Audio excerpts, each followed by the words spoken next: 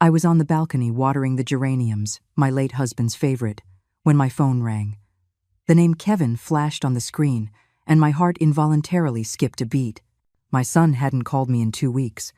"Mom," Kevin's familiar voice came through, but it carried a lightness I didn't recognize.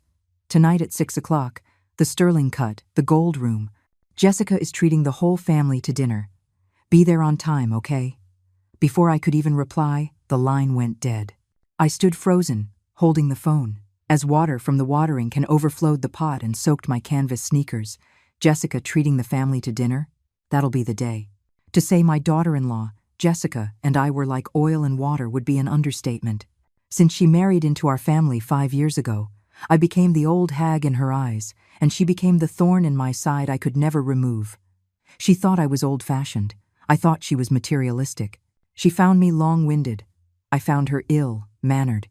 My only comfort was that my son, Kevin, was still somewhat dutiful, though since his marriage he had clearly fallen under her spell.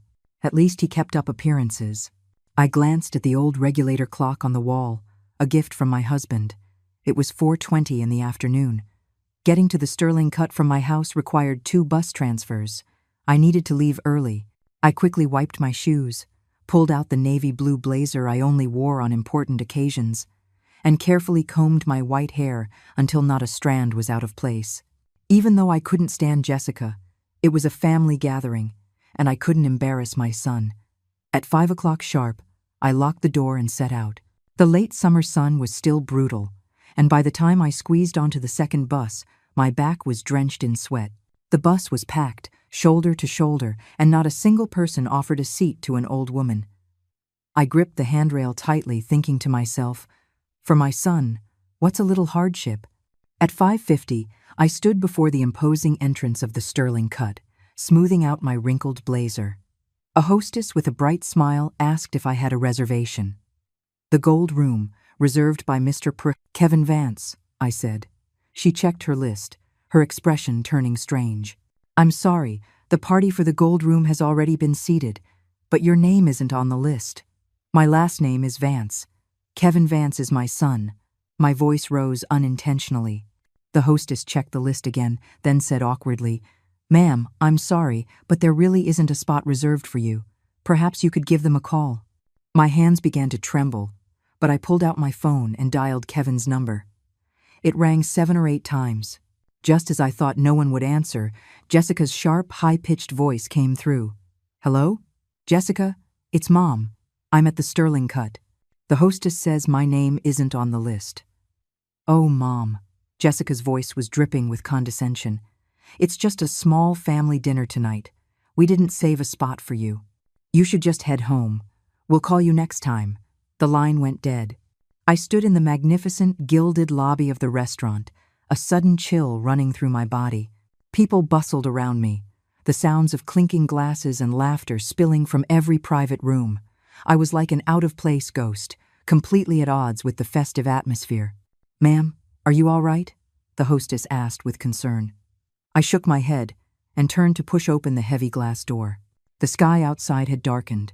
The city lights were beginning to glow, and the streets were a river of traffic. I stood monotony on the sidewalk, not knowing where to go. Home? Back to that empty house, to eat leftovers in front of my husband's portrait? Just then, my phone rang again. I mechanically pressed the answer button. "Mom, where are you?" It was Kevin's voice this time, the background noise loud, as if he were at a party. "I'm outside the Sterling Cut," I replied, my voice dry. "Great. Mom, can you come up to the Gold Room right away?" "It's an emergency." My heart raced. Had they changed their minds? I hurried back inside. The hostess saw me return, her face filled with confusion. "My son asked me to come up," I said, a pleading tone in my voice that I hated. "The Gold Room is at the end of the hall on the 2nd floor." I stood before the ornate wooden door, took a deep breath, and knocked lightly. No response. I knocked again, a little harder this time. The door cracked open, revealing Jessica's heavily made-up face. When she saw it was me, she didn't move aside but blocked the opening even more. "Mom, can you go to the front desk and settle the bill for us?" She held out a gold credit card. "The PIN is Kevin's birthday." I was stunned. Didn't you ask me to come for dinner? Jessica rolled her eyes with impatience. We've already finished. Please hurry, the server is waiting. She shut the door before I could even glimpse who was inside. I held the credit card as if it were a burning piece of coal. Downstairs at the cashier's desk, the clerk took the card, swiped it, and then frowned. Ma'am, this card has insufficient funds. The bill is $7,538. How much? I thought I had misheard. $7,538, the cashier repeated, pointing to the itemized receipt. You see, 2 bottles of Napa Cabernet were $1,200 alone, plus the Alaskan king crab, the Maine lobster.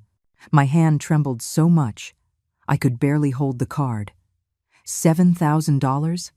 That was half of my yearly pension. What did they eat, Gold? Can you wait a moment?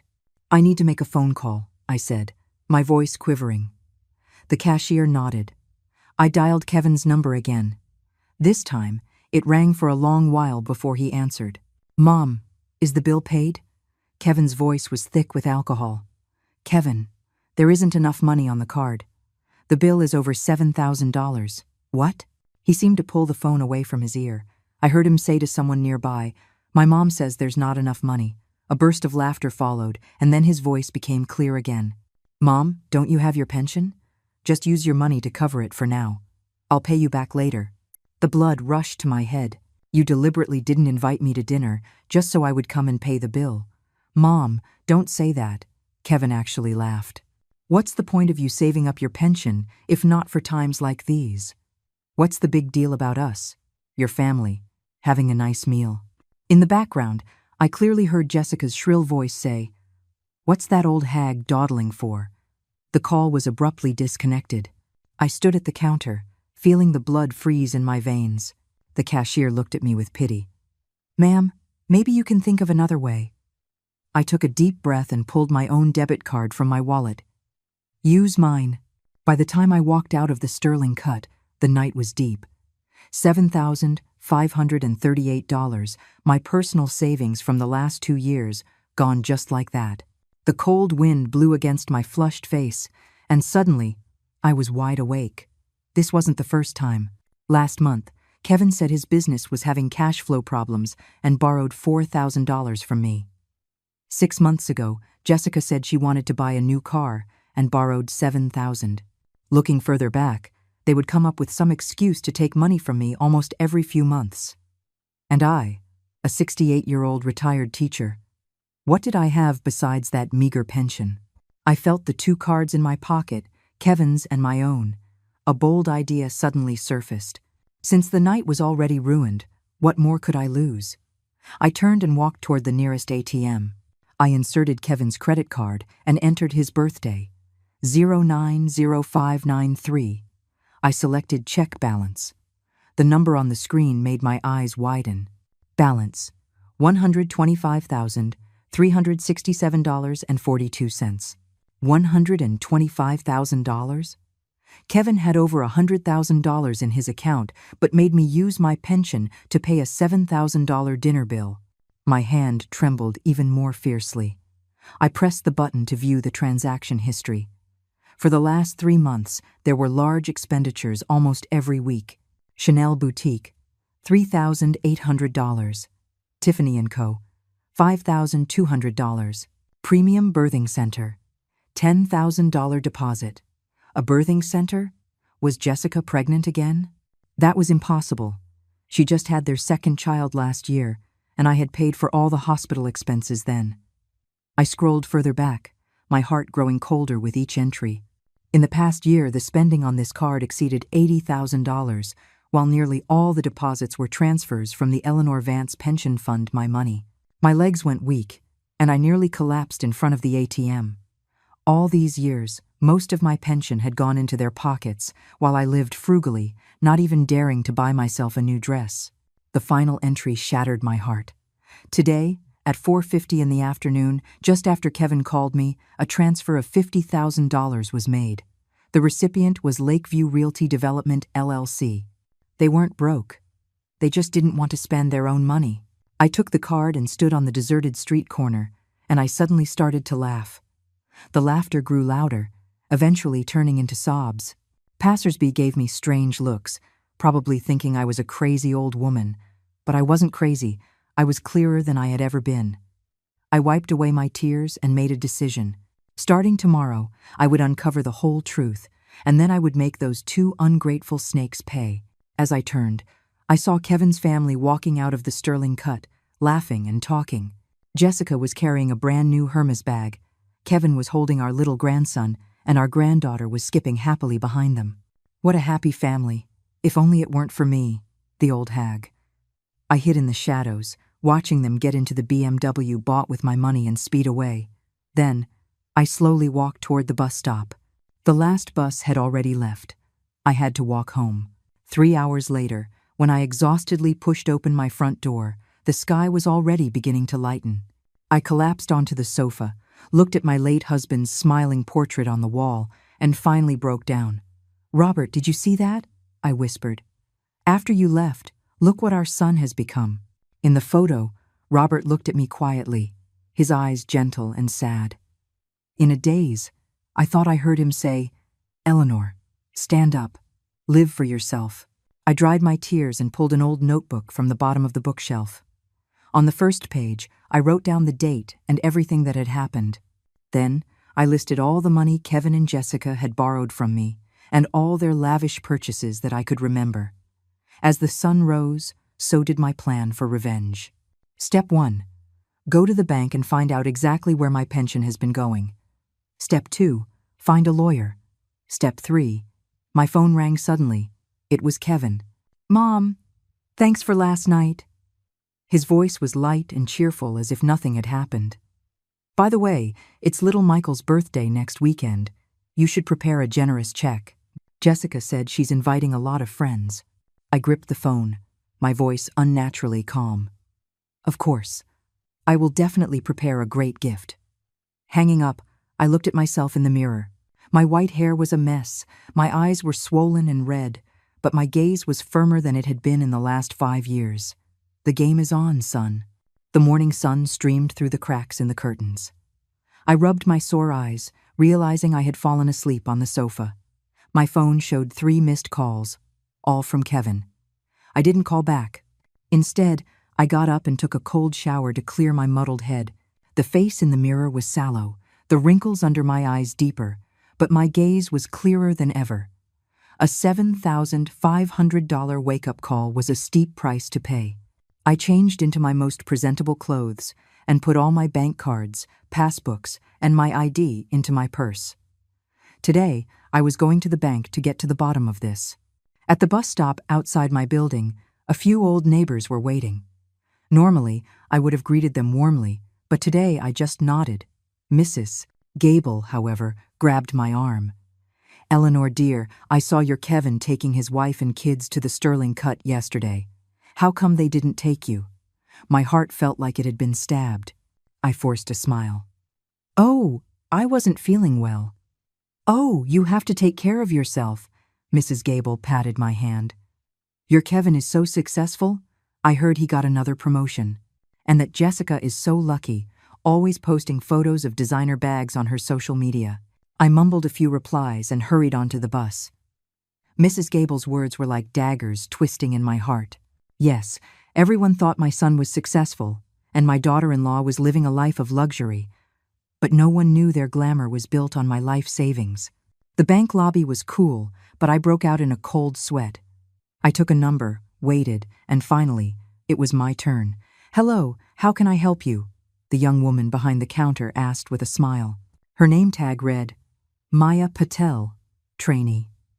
"I'd like to check the detailed statement for my pension account for the last 3 years," I said, handing over my ID and passbook. Maya expertly typed on her computer, but her brow gradually furrowed. "Mrs. Vance, there's something strange about your pension account." My heart pounded. "What's strange?"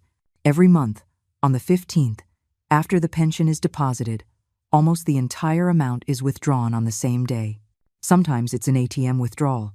Sometimes it's done at the counter." She pointed at the screen. "And in the last 6 months, there have been 3 large loans taken out, using this account as collateral." The world went dark. I gripped the edge of the counter to keep from falling. Loans? I've never taken out any loans. Maya looked around cautiously and lowered her voice. Mrs. Vance, are you certain you didn't authorize these withdrawals and loans yourself? Of course not, my voice trembled. I only withdraw $300 a month for living expenses. The rest I save. As for loans, I know nothing about them. This is serious. Maya's expression became grave. I need to get my supervisor. Please wait a moment. A few minutes later, a middle-aged man came over and introduced himself as the branch manager. He led me into a small office and asked for the details. Mrs. Vance, according to our system records, all these withdrawal and loan applications have your signature. The manager produced a stack of photocopies. Please take a look. Is this your handwriting? I only needed one glance to recognize the clumsy imitation. It was clearly Kevin's handwriting. He'd had messy handwriting since he was a child. I used to joke that it looked like chicken scratch. I never thought his chicken scratch would one day be used to forge my signature. This is not my signature, I said through gritted teeth. The manager and Maya exchanged a look. In that case, we advise you to call the police. This is a clear case of financial fraud, and the amount is substantial. The police? To report my own son?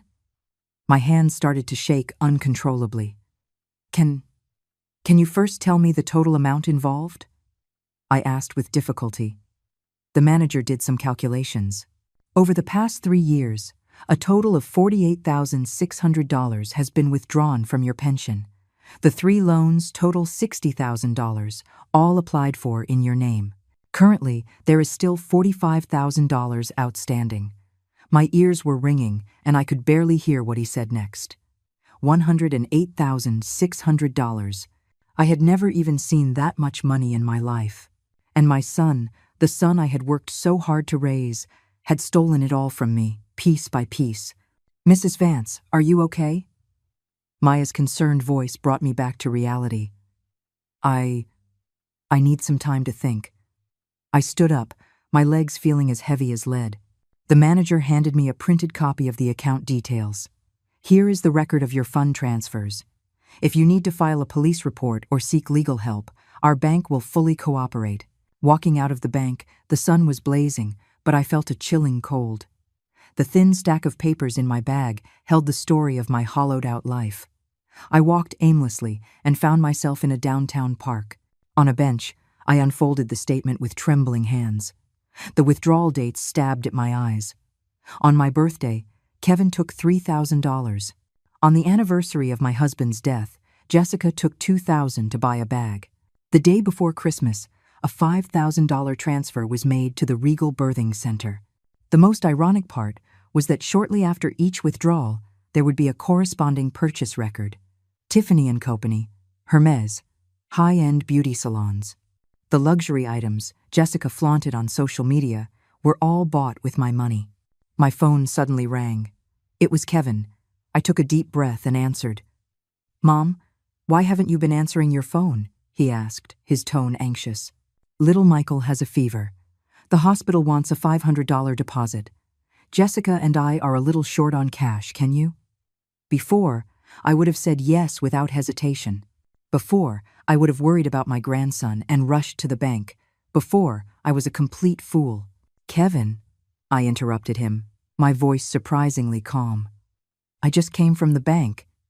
The other end of the line went silent. "Mom, what were you doing at the bank?" His voice was clearly nervous. "Checking my pension account," I said, word by word. $48,600, Kevin, and the $60,000 loans. When were you planning on telling me?" "Mom, listen to me. I can explain." His voice became shrill. "I kept a record of all that money. I'll pay you back. Right now, Michael is sick. The woman who used my money to stay at a luxury birthing center can't even come up with $500 for medical fees?" I sneered. "Kevin, it's time for you and your wife to drop the act." I hung up and turned off my phone, not wanting to hear his voice again. The ginkgo trees by the bench rustled, as if sighing for me. Back home, I pulled out all my financial documents and checked them one by one. The more I looked, the colder my heart became. Kevin had not only used my pension, but he had also secretly linked his expenses to my health insurance and opened multiple credit cards in my name. He was like a termite, slowly eating away at everything I had. In the evening, the doorbell rang. Through the peephole, I saw Kevin standing outside, his face dark. "Mom, open the door." "I know you're in there," he yelled, pounding on the door. I didn't make a sound, quietly retreating to the living room. A few minutes later, my phone lit up with a text from Jessica. "Old hag, how dare you hang up on my husband? You want us to ship you off to a nursing home? A nursing home? Threatening me?" I gave a cold laugh and suddenly had an idea. If they wanted to play games, I would play along. I turned my phone back on and replied, "Mom is old and useless now. Don't be angry. I'll go get the money for Michael's medical bills tomorrow." Almost instantly, Kevin called, "Mom, don't listen to Jessica. She just has a short temper. Michael's fever has gone down, so don't you worry. Listen to that, what a dutiful son." I could almost see his fake smile on the other end of the line. "Kevin," I said, my voice deliberately trembling, "Mom has thought about it. Since you've used the money, then just keep it. You're my only son. It'll all be yours eventually. It's just those loans." "Mom, don't you worry about the loans." His voice immediately brightened. "I know people at the bank. It's all been taken care of. Look, you're getting older. Why don't you give me the deed to the house for safekeeping?" So that was it. That was his real goal. My house, the fruit of a lifetime of work for my husband and me. He was coming for it now. The deed, I'll have to look for it. I don't remember where I put it. I pretended to be confused. "Mom, how can you be so careless with something so important?" He grew anxious. "I'll come over tomorrow to help you find it." After hanging up, I immediately dialed another number. My old colleague, Mrs. Davis. Her daughter was a lawyer. It was time to seek professional help. "Eleanor." Mrs. Davis was surprised to hear my voice. "It's been so long." "Sarah," I said, "I need to ask your daughter for some legal advice about a family property dispute." I struggled to say the words. There was a moment of silence on the other end. "Eleanor, is it about Kevin?" So, everyone knew. Everyone except me, his own mother. I gave a bitter laugh and briefly explained the situation. Mrs. Davis immediately promised to connect me with her daughter. "Clara is free tomorrow morning. You can go straight to her firm," Mrs. Davis said. "Eleanor, take care of yourself. Some children just aren't worth it." Not worth it. The words echoed in my mind. Yes, in my 68 years, I had taught countless students, but I had failed to teach my own son. The night was deep, but I couldn't sleep. At my desk, I compiled a detailed list. All the misappropriated funds, the forged documents, the threatening text messages. These were my weapons. Tomorrow, I would meet the lawyer. Tomorrow, the fight back would officially begin. Outside, a sliver of a new moon hung in the sky, cold and bright. My husband's photo, bathed in the moonlight, seemed to watch me quietly, as if to say, "Well done, Eleanor." Clara Hayes's law firm was located in an old office building in the Loop. The elevator was ancient, so I had to climb 5 flights of stairs. My knees ached, but compared to the pain in my heart, it was nothing. Pushing open the frosted glass door, a young woman at the front desk looked up and smiled. "Hello, do you have an appointment?" "I have an appointment with Clara Hayes." "My name is Eleanor Vance." The woman checked the schedule. "Miss Eleanor Vance, Miss Hayes is waiting for you. Please follow me." The office was small but neat and bright. Bookshelves were lined with legal texts, and a few ink-wash paintings hung on the walls. A woman in her early 30s, with short hair and a sharp pantsuit, stood up from behind the desk. Her eyes were sharp yet kind. "Mrs. Vance, hello." She extended a hand. "I'm Clara Hayes. Sarah Davis is my mother." I shook her hand. It was warm and firm. After a brief exchange of pleasantries, I got straight to the point, laying out the documents and bank statements I had organized the night before. Clara read through them carefully, occasionally making notes. When she saw the forged signatures and loan documents, her brow furrowed tightly. "Mrs. Vance, this situation is more serious than I thought," she said, putting the papers down. Your son is implicated in multiple crimes: financial fraud, forgery, embezzlement. The evidence is solid. We could absolutely file criminal charges." Criminal charges? My fingers twisted together unconsciously. To send my own son to prison. Of course, with family disputes, we usually recommend mediation first, Clara said, seeming to notice my hesitation. "What are your goals?" I took a deep breath. "First, I want him to stop taking my property. Second, I want to recover the money he took. Third," I paused, "I want to ensure my house is safe." Clara nodded. "We can start by sending a cease and desist letter, demanding he stop any and all actions related to your assets and return the illegally obtained funds. At the same time, I strongly advise you to do the following immediately." She handed me a list. "Change all your bank account passwords, report your ID as stolen and get a new one. Move the deed and other important documents to a secure location, like a safe deposit box, and gather more evidence." "The deed is the most important thing," Clara emphasized. "The loans taken out in your son's name are secured against your property. If he defaults, the bank has the right to foreclose on your house." My hands started to shake. How could he? That's the only home his father and I ever had. "In the face of money, family ties can sometimes be very fragile," Clara said softly. "Mrs. Vance, you need to be prepared. Cases like this are often accompanied by intense family conflict." I gave a bitter smile. "They've already threatened to send me to a nursing home."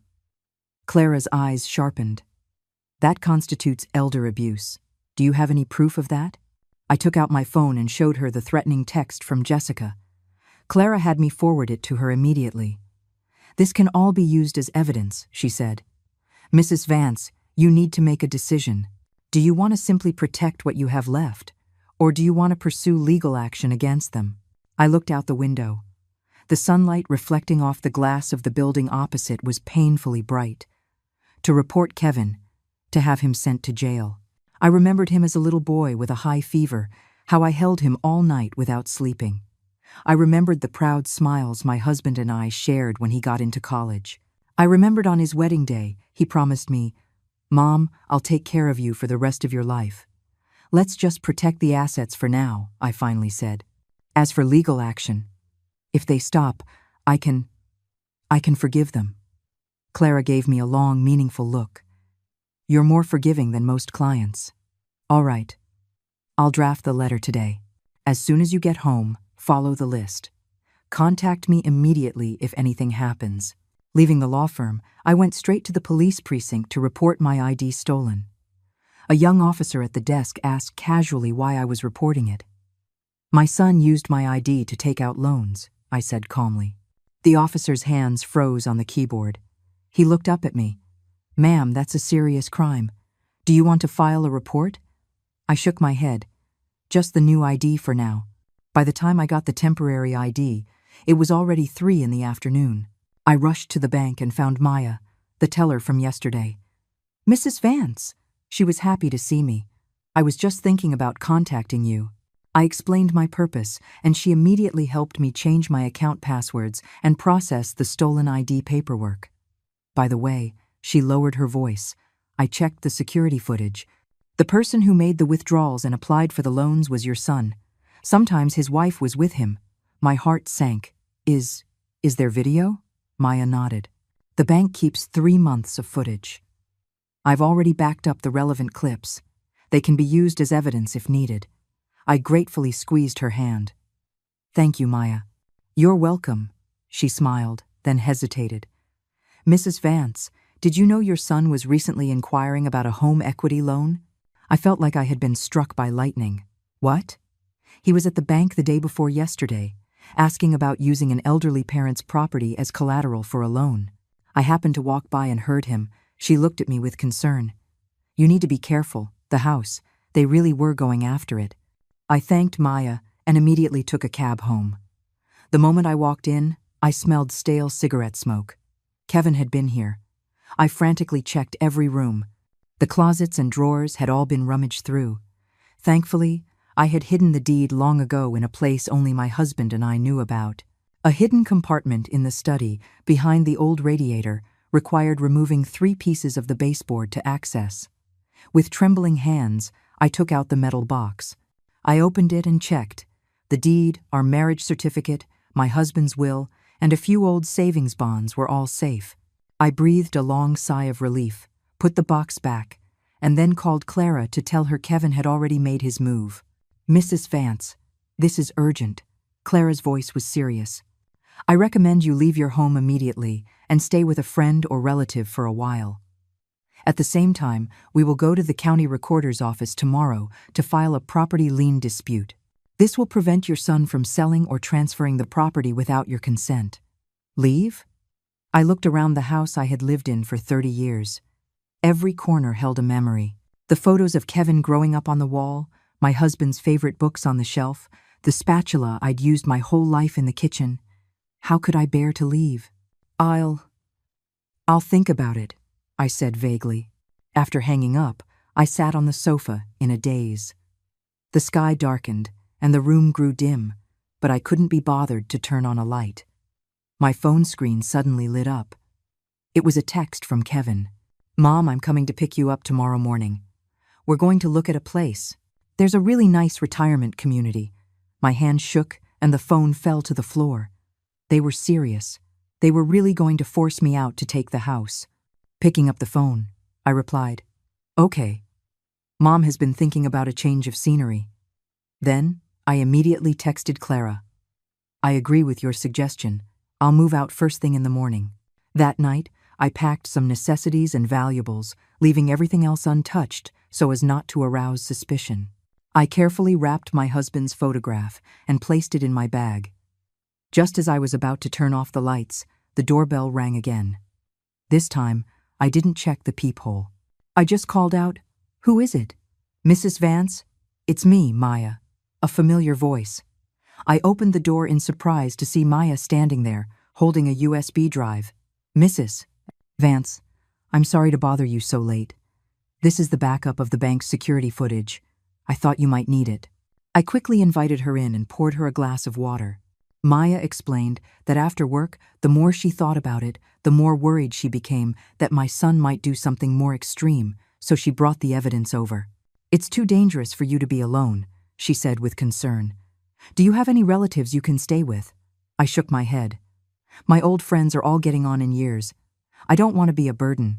Maya hesitated for a moment. "Well, would you want to stay with me for now? I have a roommate, but you could stay in the living room." I was moved to tears. This girl, a virtual stranger, was more concerned for me than my own son. "Thank you, Maya. I've already contacted my lawyer. I'm moving to a safe place tomorrow." I patted her hand. "But I will never forget your kindness." After Maya left, I couldn't sleep a wink. At 4 in the morning, I got up and wrote a long letter to Kevin, telling him everything I knew and what I had decided to do. I wouldn't give him the letter now, but maybe one day. Dawn broke. I took one last look around the house full of memories and gently closed the door. In my bag were the deed and all my important documents. In my pocket were my new temporary ID and bank cards. First stop, the county recorder's office. Clara was already waiting for me. "Mrs. Vance, you look terrible. Are you all right?" she asked with concern. I shook my head. "Just didn't sleep well. Let's get started." Filing the property lien dispute was easier than I expected. It took less than an hour. From now on, any transaction regarding my property would be frozen. "Next, where do you plan to stay?" Clara asked. "I have a friend who runs a senior living community. The environment is nice, and the price is reasonable." I told her about Maya's offer. Clara's eyes lit up. "A bank employee? That's even better. She can help you monitor your account activity, but you have to be careful not to get her into trouble." Just then, my phone rang. It was Kevin. "Mom, where are you? I'm downstairs to take you to see the retirement community. Why is no one answering the door?" "Kevin," I said calmly, "something came up. Let's put the retirement community on hold for now. I think I'm quite comfortable where I am." "Mom, how could you do this?" His voice rose sharply. "Jessica and I went to a lot of trouble to set this up. You're making things very difficult for us." "Difficult?" I sneered. "Kevin, I met with a lawyer yesterday. I know everything. The property lien has been filed, so you can forget about it." There was a dead silence on the other end, followed by a roar of fury. "You old hag! You just wait!" The line went dead. Clara looked at me with concern. How did he react? "Furious," I said with a bitter smile. "But it doesn't matter. The gloves are off now." Clara insisted on driving me to Maya's apartment building and reminded me to call the police, or her, immediately if anything happened.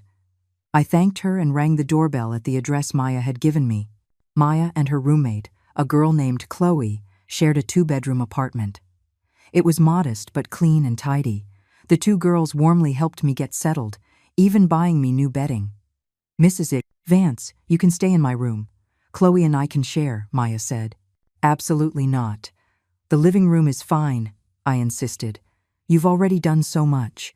After settling in, I charged my phone and found more than a dozen missed calls and countless texts from Kevin and Jessica. They ranged from pleading and apologies to threats and insults. I didn't reply to a single one. That evening, when Maya came home from work, she brought shocking news. "Mrs. Vance, your son went to the bank today and tried to report the deed to your house as lost, using your old ID. Thankfully, the system had already been updated with your report, and the teller recognized that he wasn't you." I was shaking with anger. What is he trying to do?" "The bank has already called the police," Maya said. "But he ran off before they could get there." Just then, my phone rang again. It was an unknown number. I hesitated for a moment before answering. "Mom, you've got some nerve." Kevin's voice was choked with tears. "The police came to my door." "I'm your son. How could you do this to me?" "Kevin," I fought back my own tears. "You did this to yourself. I was wrong, okay? I was wrong." He suddenly softened. "Mom, I was just confused for a moment. Please forgive me, okay? I promise I'll be a good son from now on. If this were the past, I might have softened.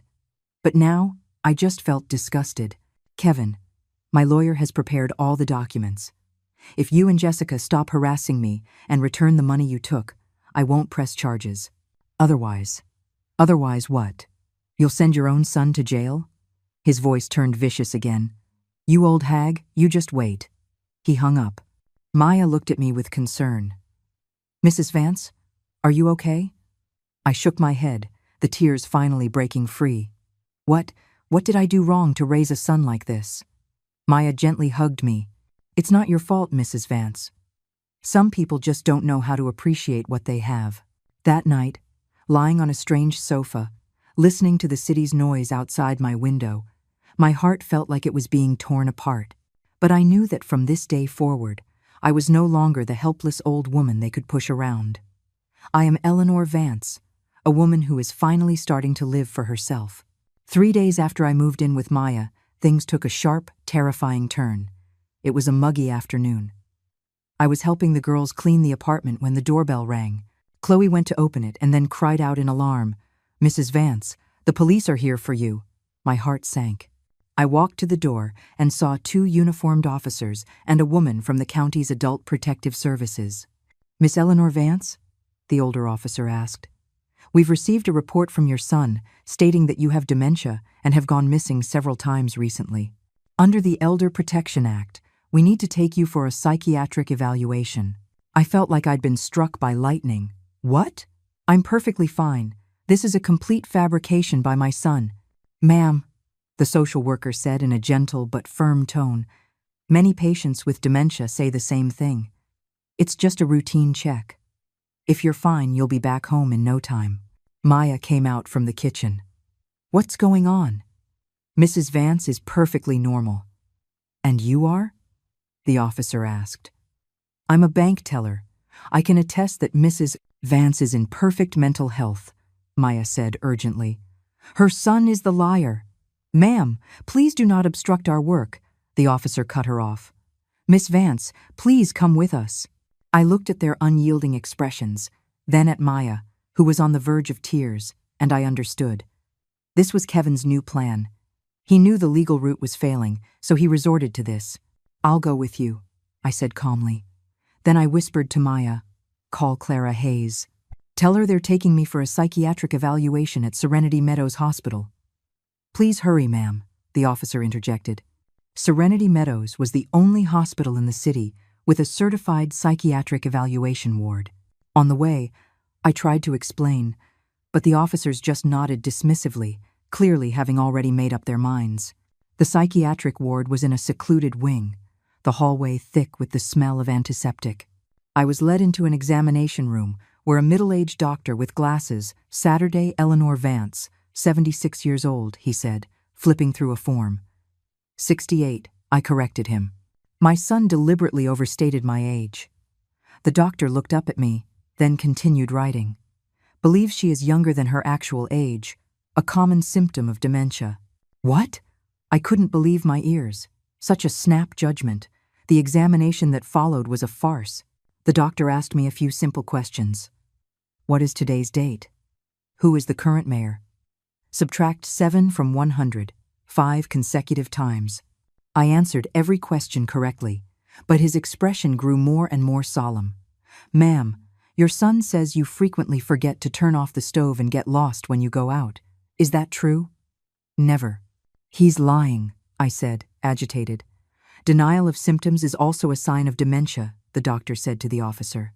He then wrote on the diagnosis form, suspected Alzheimer's disease. Recommend inpatient observation. I felt like I had been plunged into an icy abyss.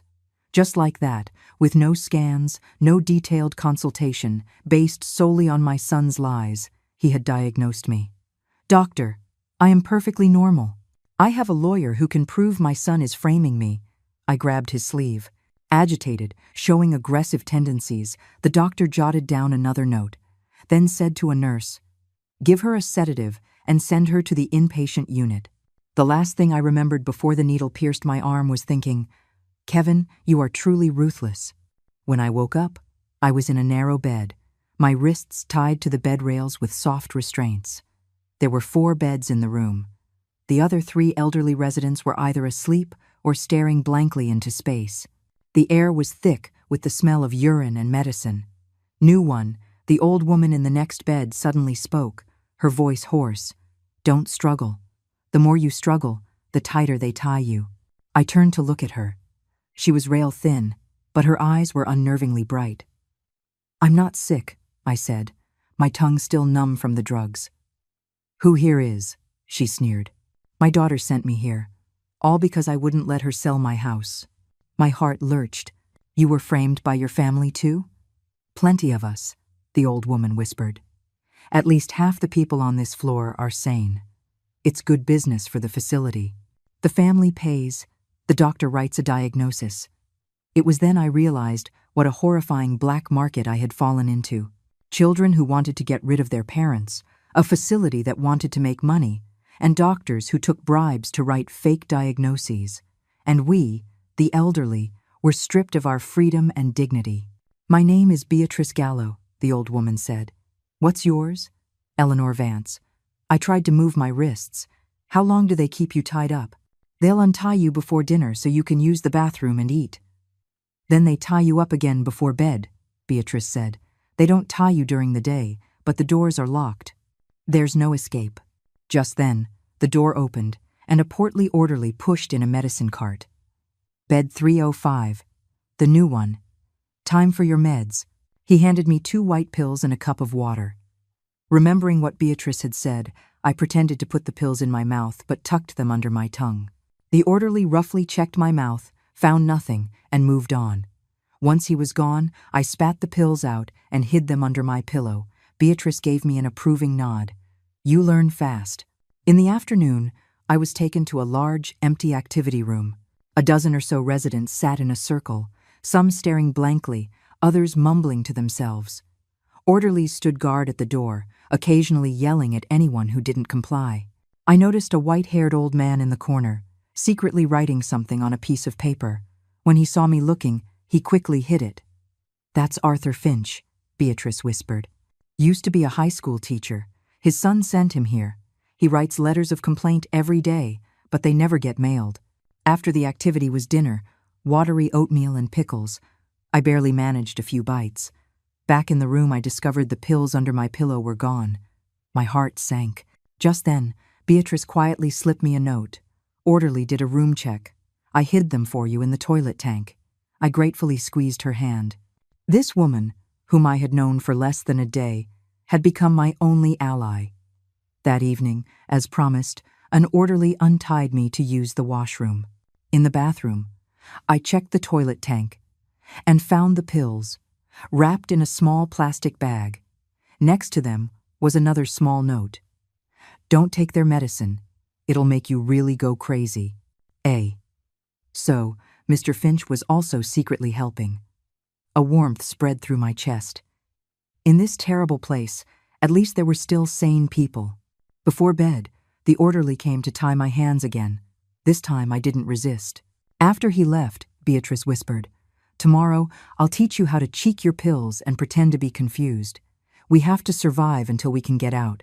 In the darkness, listening to the breathing and murmurs of the other residents, tears streamed silently down my face. Kevin and Jessica, could you really live with yourselves, leaving me to spend the rest of my days in a place like this? Suddenly, I remembered my phone. They had confiscated my purse, but my phone was still in my pants pocket. I carefully twisted my body, trying to reach it. The restraints limited my movement, but after several minutes of effort, my fingertips finally brushed against it. It was off, with about half the battery left. I didn't dare turn it on, but it was a sliver of hope. The next morning at breakfast, I deliberately spilled oatmeal on myself, acting clumsy.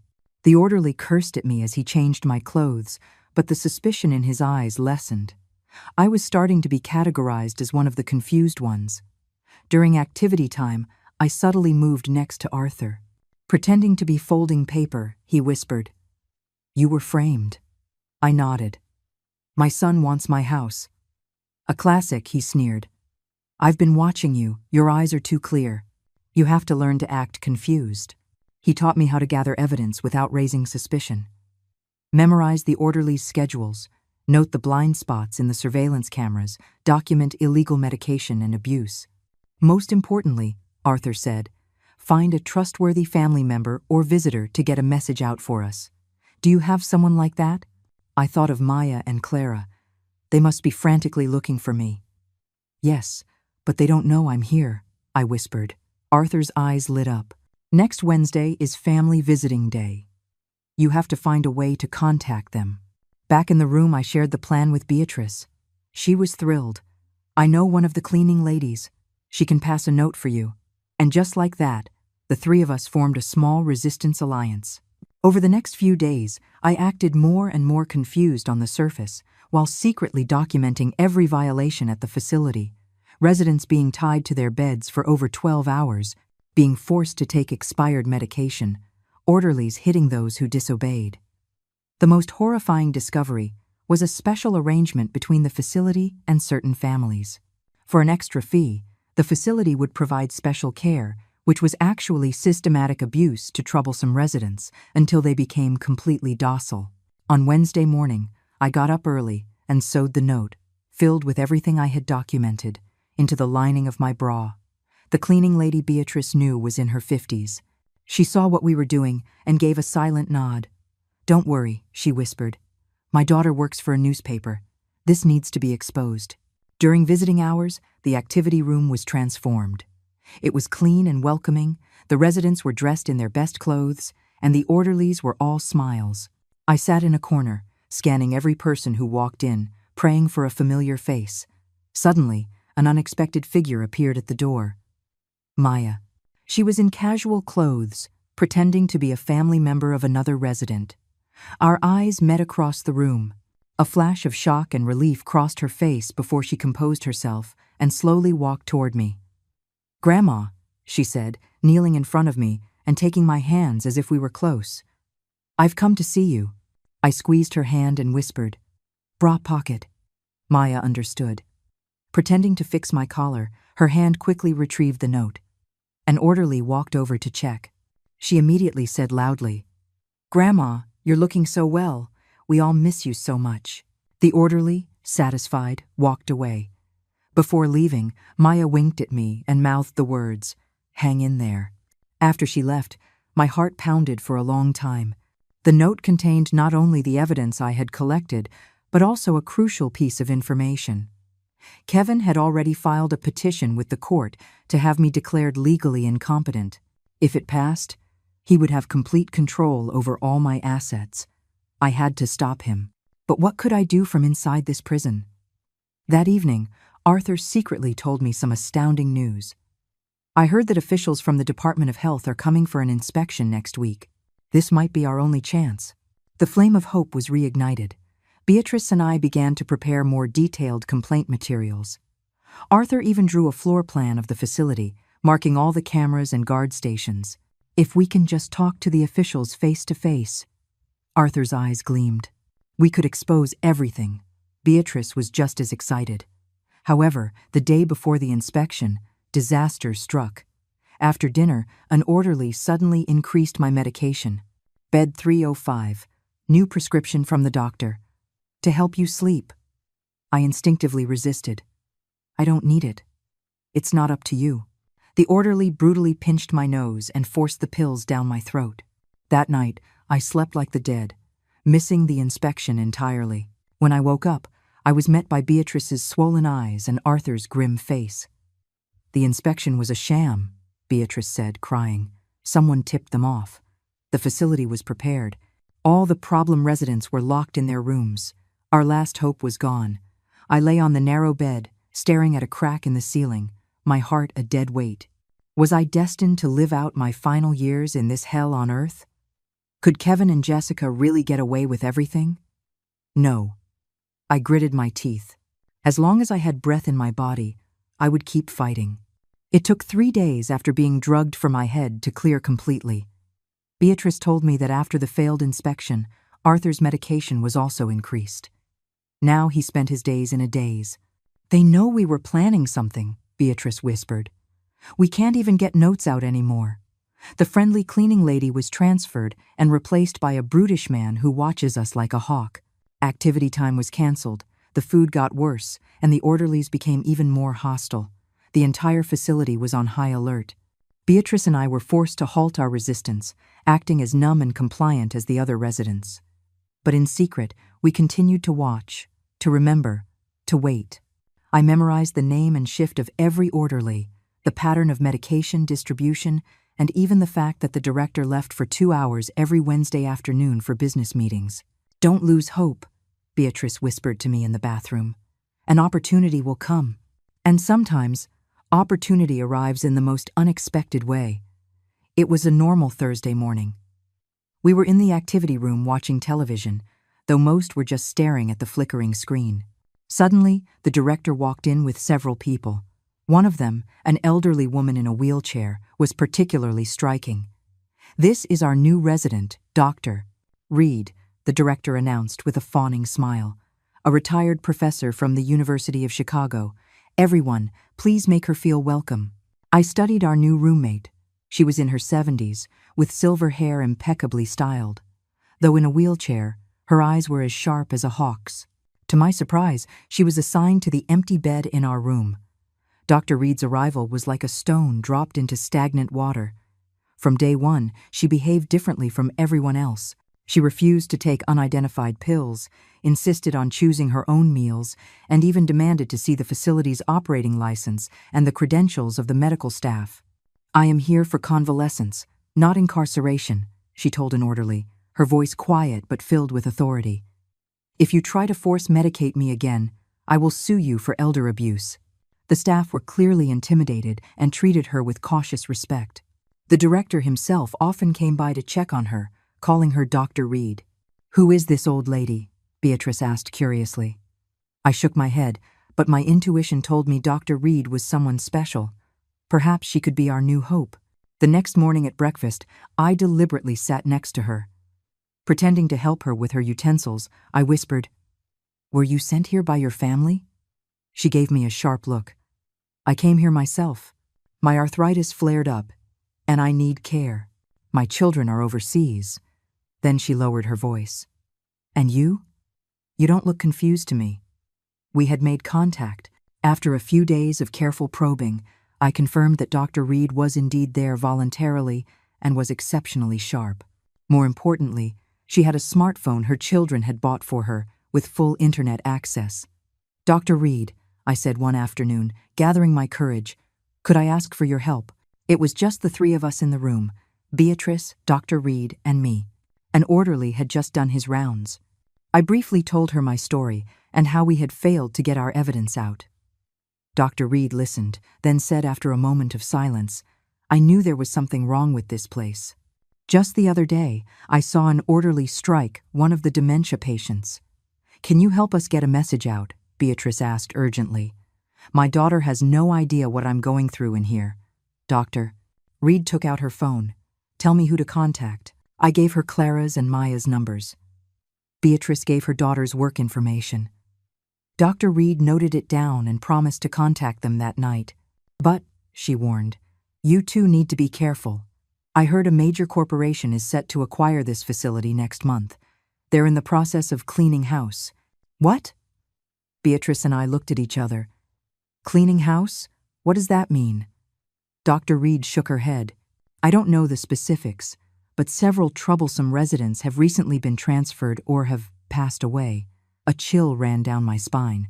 Kevin and Jessica sending me here. Was it a coincidence? Or something more sinister? The next day, Dr. Reed told me she had reached Clara and Maya. "That young friend of yours from the bank was frantic. She said they've been searching for you for 2 weeks, Dr. Reed said. She's going to pretend to be my niece and visit tomorrow to get the evidence." Beatrice and I were so emotional we nearly cried. That night, we stayed up late compiling everything we had. Records of illegal medication, videos of abuse secretly filmed on Dr. Reed's phone, and evidence of financial irregularities. The following day, Maya arrived as planned. Seeing how much weight I'd lost, her eyes immediately reddened, but she held back her tears. "Mrs. Vance," she gripped my hand, her voice choked. I secretly slipped the USB drive into her purse. "Be careful," I whispered. "There are cameras everywhere." Maya nodded, then said loudly, "Aunt Evelyn, you're looking great. I'll come see you again soon." After she left, Beatrice and I were both ecstatic and terrified. The evidence was out, but what would happen next? How would the facility react? Would we face retaliation? 3 days later, on a Saturday afternoon, the facility was thrown into chaos. The director ran around with a grim face, and the orderlies were called into an emergency meeting. Dr. Reed secretly informed us. Someone posted an anonymous tip online about the abuse here. Reporters and officials from the Department of Health are coming for a surprise inspection tomorrow. Beatrice and I wept with joy. It was Maya. She did it. That night, the facility put on an absurd show. The old, worn-out bedding was replaced with new sets. Expired drugs were hastily swapped out, and they even brought in a barber to give the residents haircuts.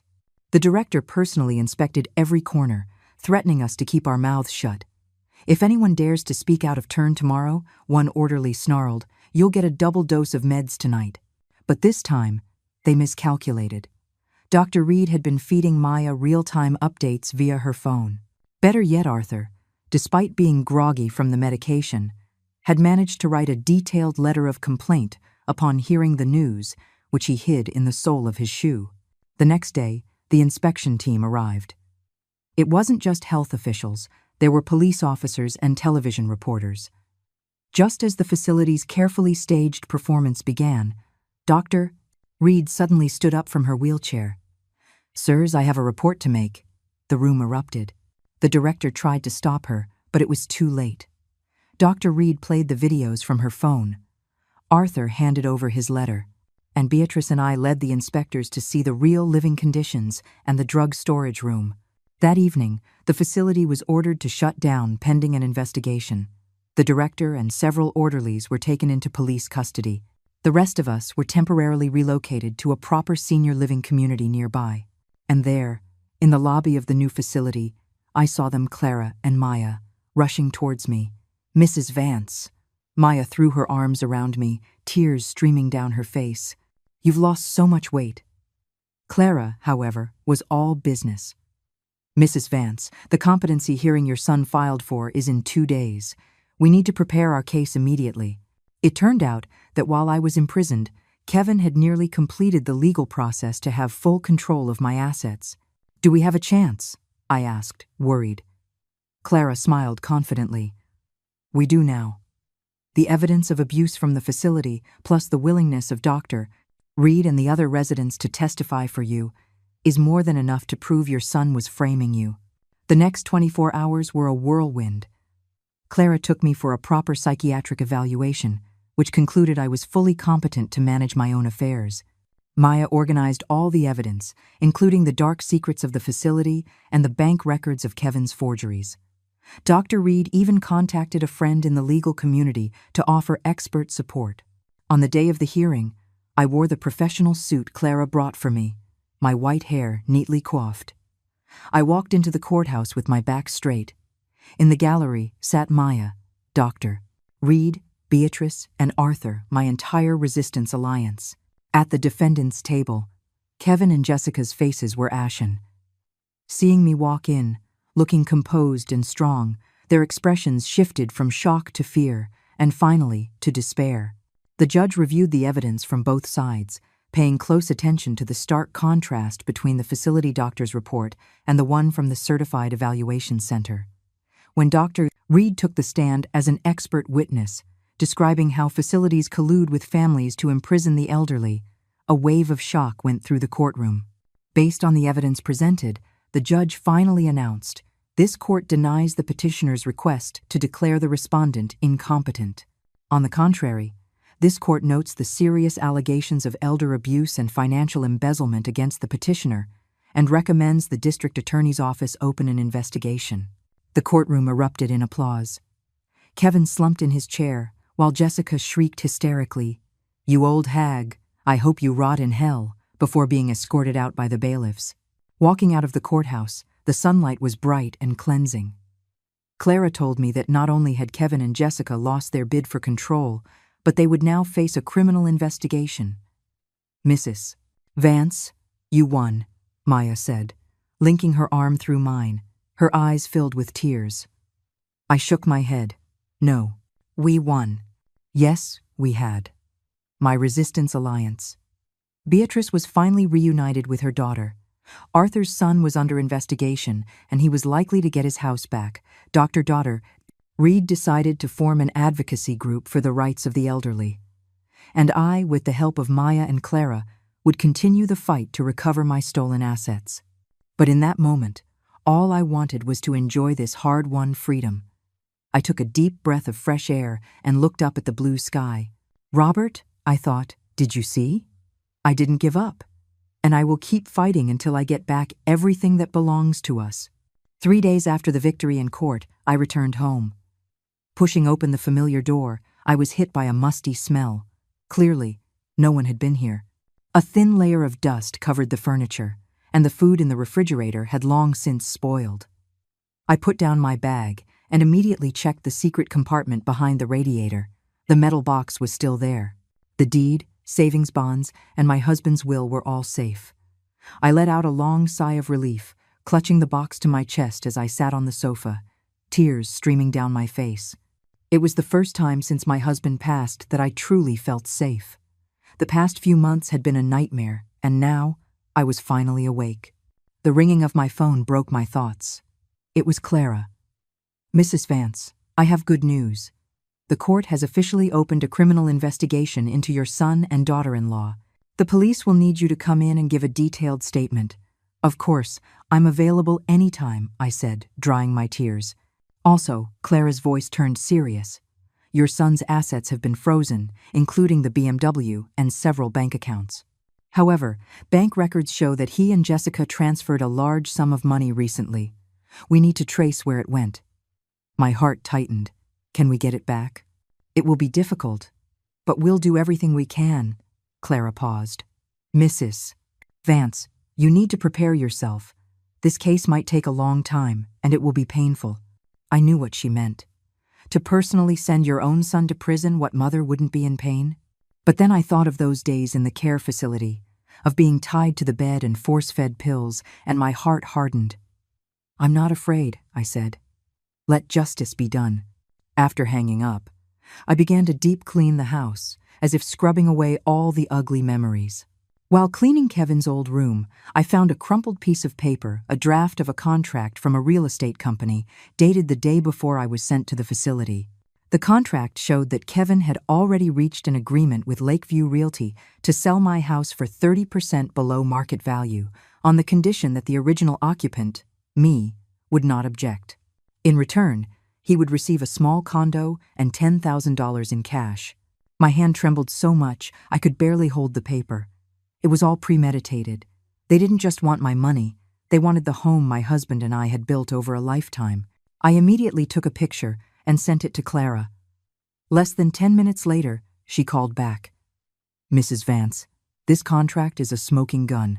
It's direct proof of conspiracy to commit fraud between your son and this real estate company. I've already contacted the Economic Crimes Unit. They will investigate this company. So my house is safe?" "Absolutely," Clara said confidently. "No one would dare touch your property now." That afternoon, Maya came to visit, carrying bags of groceries, saying she wanted to help me get my strength back. Watching her bustle around the kitchen, my heart felt warm. This girl, who was no blood relation, was more thoughtful than my own son. "Maya, your parents must be so proud of you," I said during dinner. She smiled. "My parents are just regular working-class people, but they taught me to be a good person." She hesitated. "Mrs. Vance, do you hate your son?" I put down my fork and was silent for a long time. I did. But now, it's more sadness than hate. I'm sad that he became this person, and sad that I failed to teach him better. Maya took my hand. "It's not your fault. Everyone has to be responsible for their own choices." The next day, I went to the police station to give my statement. The detective, a middle-aged man named Officer Miller, was kind but thorough in his questioning. When I described my experience at the care facility, his brow furrowed, and he called in a colleague from the Elder Abuse Unit, Mrs. "Vance, your situation is more serious than we thought," Officer Miller said. "Your son and daughter-in-law are suspected of multiple crimes, including elder abuse, financial fraud, and forgery. The case against the care facility is also ongoing. Several people have already been arrested." "Will they go to prison?" I asked quietly. "It's very likely," he said bluntly. "You should be prepared for that." Walking out of the station, the sunlight was blinding. I put on my reading glasses and suddenly saw a familiar figure across the street, Kevin. He had lost weight, was unshaven, and was staring at me with a dark expression. Our eyes met. He made a throat-slitting gesture with his finger, then turned and walked away. My heart pounded, and my legs went weak. He hated me. My own son hated me. That realization was more painful than any physical harm. When I got home, I immediately had the locks changed and installed a security chain and a peephole camera. Clara was right. I had to protect myself. That night, I tossed and turned. Kevin's hateful glare burned into my mind. At 3 a.m, my phone rang. It was an unknown number. "Mom," Kevin's voice was hoarse. "We need to talk." "There's nothing to talk about," I said, trying to sound calm. "Just 10 minutes. Face to face, his tone softened. "Mom, I know I was wrong. I want to apologize." I bit my lip, torn. My mind told me not to trust him, but a mother's instinct made my heart soften. "Tomorrow morning. The bench by the fountain in Millennium Park. A public place," I finally said. "Just 10 minutes. The next day, I went to the park, but I was prepared. I had a small audio recorder in my purse, my phone's emergency contact was set, and I chose a busy, visible spot. Kevin was 10 minutes late and looked terrible. He sat down next to me. His first words were, "Mom, I've hit rock bottom." The police had frozen his accounts. Jessica had taken the kids and gone back to her parents. His company, citing his ruined reputation, was about to fire him. He rambled on, but the message was clear. His life was a mess, and it was all my fault. "If you're here to blame me, then this conversation is over," I said, standing up. "Wait." He grabbed my arm. "Mom, please drop the charges. If you drop the charges, Jessica will come back, and my company will keep me." I couldn't believe my ears. "Drop the charges? Kevin, do you have any idea what you've done? You locked me in that hellhole, you drugged me, you tied me down. That wasn't my idea. He immediately deflected. It was Jessica. It was all her idea. She said you were old and confused and needed special care. Enough. I cut him off sharply. You're still lying. The bank records show you forged my signature. You're the one who stole my pension. His face changed. You know everything. I know everything, I said coldly, including your deal with the real estate company. Kevin's expression twisted from remorse to rage. You old hag. You're just trying to ruin me, aren't you? He suddenly grabbed my wrist. Well, it's not that easy. I have ways of dealing with you. Let go, I struggled. There are cameras here. The police will be here in a minute. He instantly released me, looking around frantically. I took the opportunity to step back and pulled the recorder from my purse. I recorded everything you just said, Kevin. You brought this on yourself. His face went pale. Mom, I was wrong. I was just upset. Goodbye, Kevin. I turned and walked away without looking back. When I got home, I immediately sent the recording to Clara. She was ecstatic. This is perfect. He admitted on tape that he knew about the abuse and he threatened you. It's the most direct evidence we could ask for. I felt no sense of victory, only a profound sadness. The little boy who used to cuddle in my arms had become a monster. 3 days later, the police officially arrested Kevin. On the same day, Jessica was brought in for questioning. According to Clara, Jessica initially blamed everything on Kevin, but when presented with the bank records and testimony from the care facility, she broke down and admitted her involvement. The funniest part is, Clara said on the phone, they're pointing fingers at each other, each claiming it was the other's idea. Jessica even said she sent you to the facility because you were too difficult to handle. I gave a bitter laugh. She always saw me as a nuisance. Mrs. Vance, now we move on to asset recovery. Clara's tone shifted. Your son's assets are frozen, but our records show they transferred a lot of money to Jessica's family. That part will be very hard to get back. Whatever you can recover is fine. I sighed. The important thing is to make sure they can't hurt me or any other elderly person ever again. Clara was quiet for a moment. You know, you're much stronger than I imagined. Most elderly parents in this situation would have softened and dropped the charges by now. I won't, I said firmly. Not just for myself, but for all the other seniors who are still suffering in places like that. A week later, the district attorney's office formally indicted Kevin and Jessica. At the same time, there was a new development in the care facility case. The director and several key staff members were arrested, and a dozen residents were reunited with their families, including Beatrice and Arthur. Beatrice's daughter came to thank me personally, crying as she said she had no idea what her mother had endured. Arthur was picked up by his nephew. Before he left, he slipped me a note with his new address and phone number. Stay in touch. Our fight isn't over. He was right. Our fight wasn't over. My case had only exposed the tip of the iceberg of the elder rights crisis. With that in mind, I called Dr. Reed. Dr. Reed, that advocacy group for the elderly you mentioned, I'd like to join. Dr. Reed was delighted. Excellent. We need someone with your real-world experience. We have a planning meeting this weekend. You must come. That weekend, for the first time, I attended a meeting as an elder rights advocate. There were retired judges, lawyers, social workers, and several other seniors with stories like mine. Dr.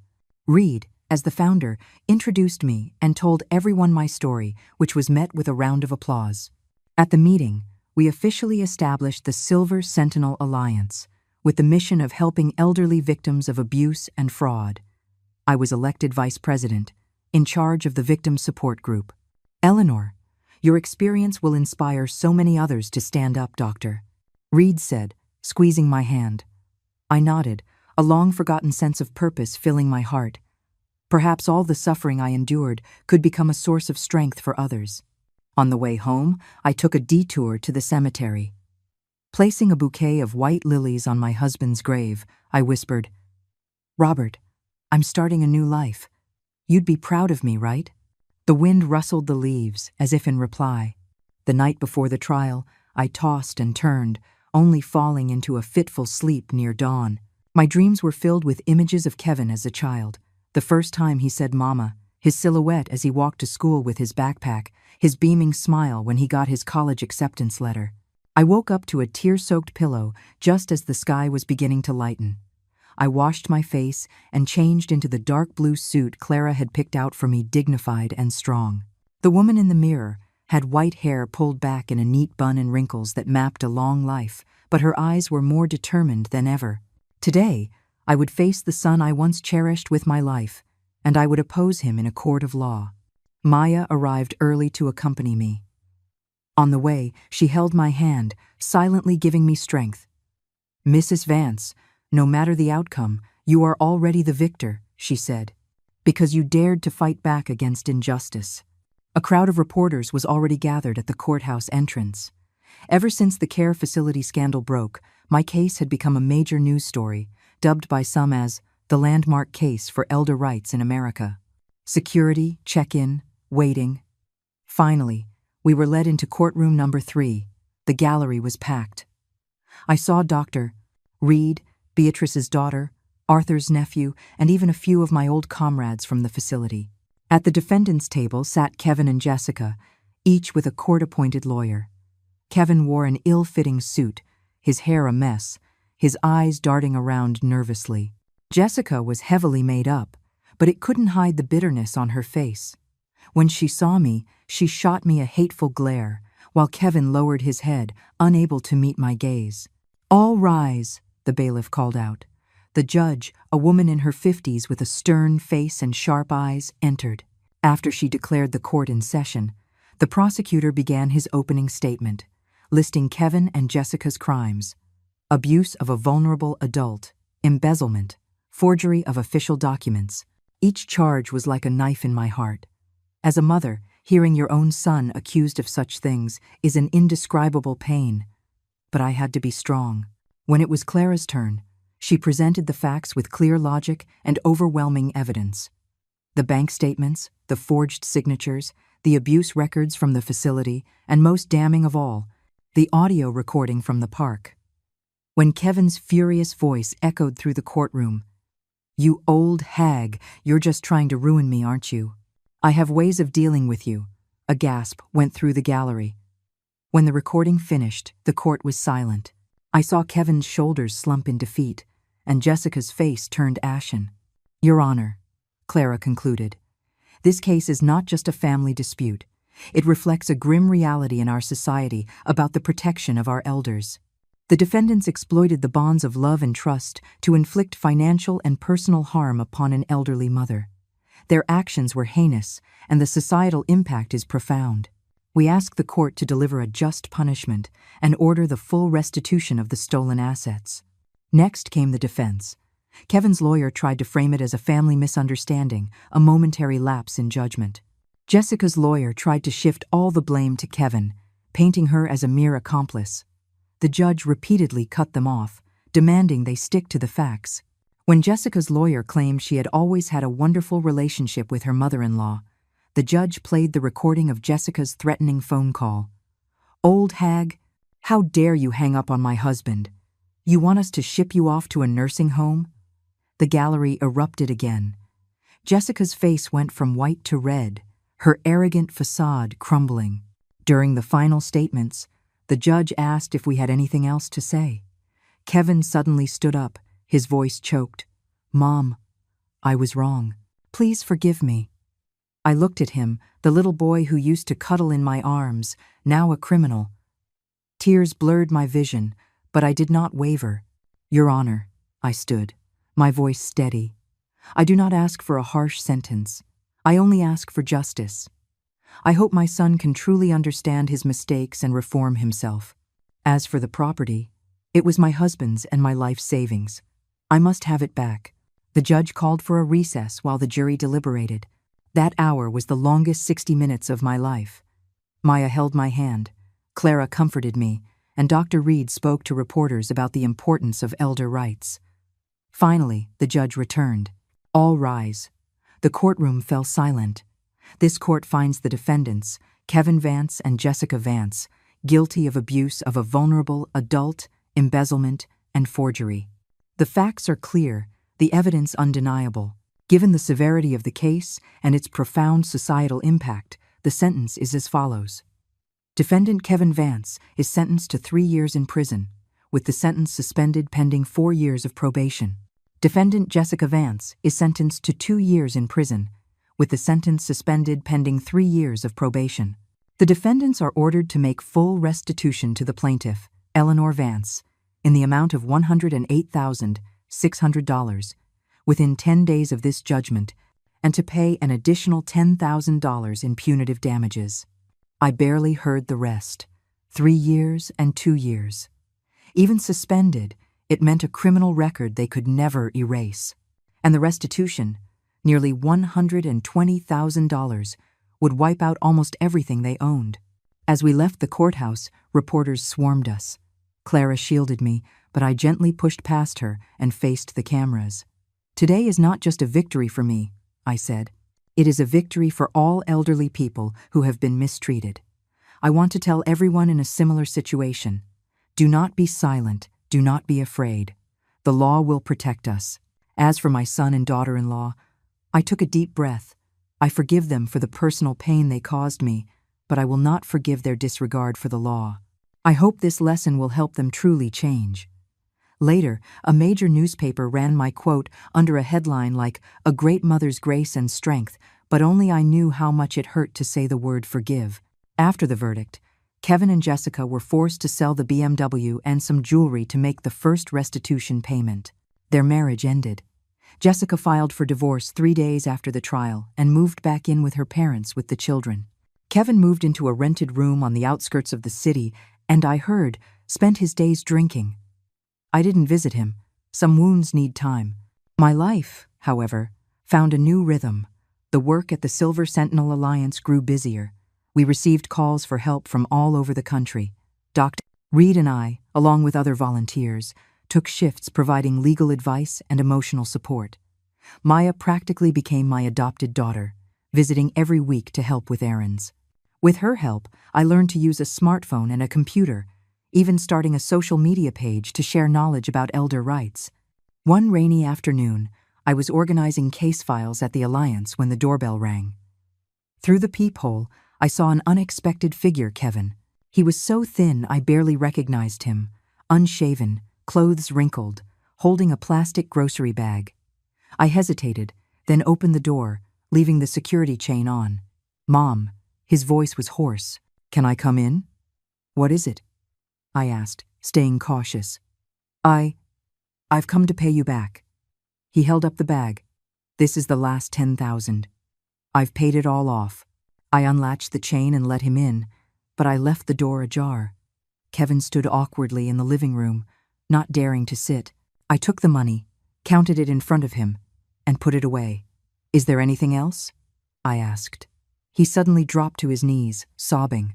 "Mom, I was wrong. I truly know I was wrong. Jessica left me, the company fired me, my friends avoid me. I have nothing left." I fought the urge to help him up. "Kevin, this is the path you chose." I know. He clutched at my clothes. "Mom, can you forgive me?" "I promise I'll turn my life around." Looking at his pathetic state, my heart felt torn in two. One half a mother's pity, the other a victim's anger. "Kevin," I finally said, "I can forgive you, but I won't forget. As for trust, that will take time." He looked up, a flicker of hope in his eyes. "Mom, thank you. You should go now," I interrupted. "When you've truly changed, then you can come find me." After Kevin left, I sat in front of my husband's portrait and wept. Forgiveness does not mean forgetting, nor does it mean things go back to how they were. Some cracks can never be fully mended, but life goes on. The next day, I went to the Alliance as usual. Dr. Reed told me our work had caught the attention of the National Council on Aging, and we might be invited to a symposium on elder rights protection. "Eleanor, you've become a celebrity," she laughed. I shook my head. "I don't want to be a celebrity. I just want to help more people like me." That evening, Maya came over for dinner, excitedly telling me the bank was giving her an award for her civic-mindedness, and she might get promoted early. It's all because of you, Mrs. Vance. Her eyes sparkled. I smiled and put a piece of fish on her plate. Silly girl, it's because you have a good heart. Before bed, I checked the locks on the doors and windows, a habit from my time in the facility. Lying in bed, I thought back on the whirlwind of the past half year. From being deceived by my son, to being locked away, to fighting back and winning, and now to this new life. It felt like a dream. My phone buzzed. It was a text from Kevin. Mom, I found a job. Warehouse manager at a friend's factory. The pay isn't great, but I'm going to work hard. Good night. The simple words made my eyes well up. It was the first time he'd said good night to me since he was a teenager. I replied, work hard. Take care of yourself. Putting the phone down, I looked out at the starry sky. Robert, did you see? Our son? Maybe there's hope for him yet. And I'm starting a life that is truly my own. 3 months after the Silver Sentinel Alliance was founded, we moved from Dr. Reed's living room into 2 proper offices provided by the city. Our membership grew from 12 to over 100, including 6 lawyers, 2 retired judges, and 4 counselors. I was officially the vice president, primarily responsible for the Property Fraud Prevention Project. This initiative was born from my own experience and that of several other members. The problem of children or relatives cheating seniors out of their homes was growing. Eleanor, look at this case. Dr. Reed handed me a file. An 80-year-old man, Mr. Henderson, was tricked by his grandson into signing over his house and is now homeless. I read the details, a familiar ache in my heart. Mr. Henderson's story was so similar to mine. His only grandson moved him in, promising to take care of him, then secretly had him sign transfer on death deeds. By the time the old man found out, the grandson had already taken out a massive reverse mortgage against the property. Can we get his house back? I asked our legal counsel. He shook his head. The paperwork is all legal. It's very difficult to overturn. What we can do now is help him sue the grandson for elder support. Cases like this kept pouring in. It felt like every week another senior came to us for help. Some had their deeds stolen by their children, others were conned into signing predatory contracts, and some were even kicked out of their homes by their own siblings. We have to prevent this at the source, I said at a meeting. We should partner with community centers to give legal literacy workshops for seniors, teach them how to protect their property. Dr. Reed immediately agreed. Brilliant idea. Eleanor, with your personal experience, you're the perfect person to lead it.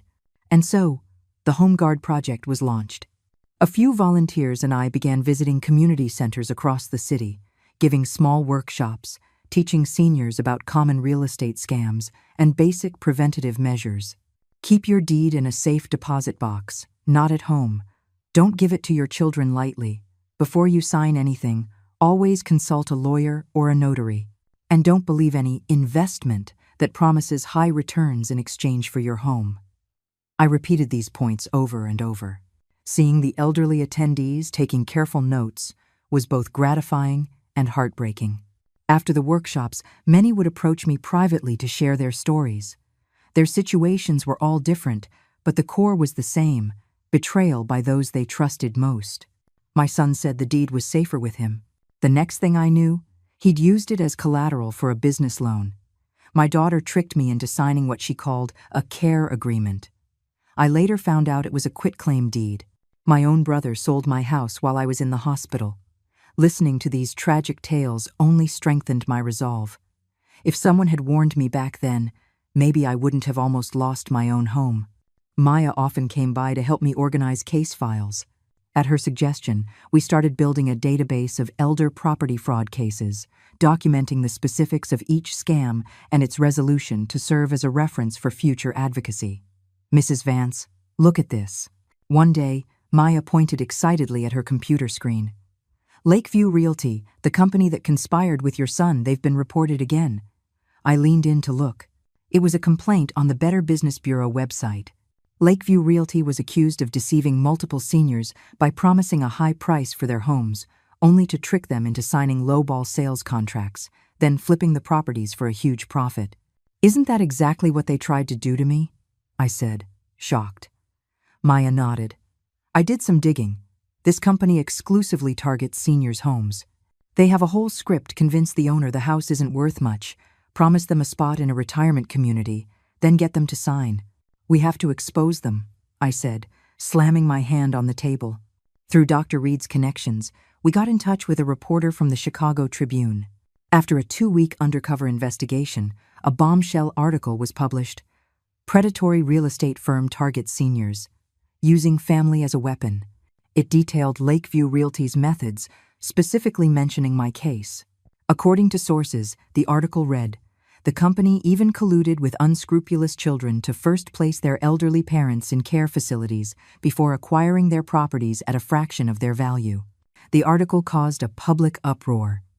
The Department of Financial and Professional Regulation immediately launched an investigation into Lakeview Realty. Multiple victims came forward. The company's owner was brought in for questioning, and their accounts were frozen. We won. Maya burst into the office waving the newspaper, her face beaming. I wasn't so optimistic. This is just one battle. A company like this can just change its name and start over. What we need is stronger legislation to protect seniors in the first place. Dr. Reed agreed with me. Eleanor is right. Our next step should be to push for local ordinances that add special protections for real estate transactions involving seniors. Under her leadership, we began drafting a proposal for a senior homeowner protection ordinance to submit to the City Council. The work was complex and daunting, but it was crucial. Meanwhile, my personal life was also changing. Kevin sent a text message every week to check in and would sometimes leave groceries at my door, but he never came inside. I knew it was his way of showing remorse, but I wasn't ready to let him back in so easily. Maya became a regular fixture in my home, coming for dinner at least twice a week. Her cooking was getting better and better, and she always tried to make my favorite dishes. Watching her, I often felt like I had gained a daughter. "Mrs. Vance, how's the braised fish?" she would ask, waiting eagerly for my verdict. Perfect," I'd say with a smile, though still a little way to go to beat my husband's recipe. "Then you'll have to teach me," she'd reply, her eyes shining. This simple, warm routine was a happiness I never thought I'd have again. But there were still undercurrents of trouble. One night, I was woken by the jarring sound of the doorbell. Through the peephole, I saw Jessica, her face a dark mask. "Open the door." "I know you're home," she yelled, pounding on the door. I didn't make a sound, quietly retreated to my bedroom, and dialed 911. By the time the police arrived, Jessica was gone, but she had spray-painted Old Hag in red on my door. The police took a report and recommended I install better security cameras. The next day, Clara helped me file for a restraining order against Jessica. Why would she suddenly show up like this? I asked, bewildered. Clara sighed. The Lakeview Realty case implicated her. The investigation found that Jessica was a part-time consultant for the company. Her job was to identify elderly homeowners with valuable property, including you. I drew a sharp breath. So, from the very beginning, I was their target. Will she go to jail? I asked. Very likely, Clara said. She's involved in multiple counts of real estate fraud, and the total amount is enormous. I hung up, my feelings a complicated mix. On one hand, Jessica deserved it. On the other, she was still the mother of my grandchildren. At the next workshop, I shared her case anonymously with the attendees. Seeing their shocked faces, I knew I had potentially saved a few more from a similar fate. After the workshop, an old man leaning on a cane stopped me. Mrs. Vance, thank you. My son has also been pushing me to sign over the house, promising to buy me a long-term care insurance policy. After listening to you, I've decided to see a lawyer first. I held his hand, my eyes welling up. This was why I did what I did. When I got home, I checked my phone out of habit. No text from Kevin today. The news reported a new development in the Lakeview case. Jessica had been taken into custody as a key suspect.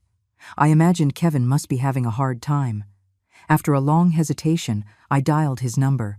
It rang several times before he answered, his voice hoarse. "Mom," he said. "Are you okay?" I asked. There was a long silence on the other end. Jessica's been arrested. Her parents are taking care of the kids for now.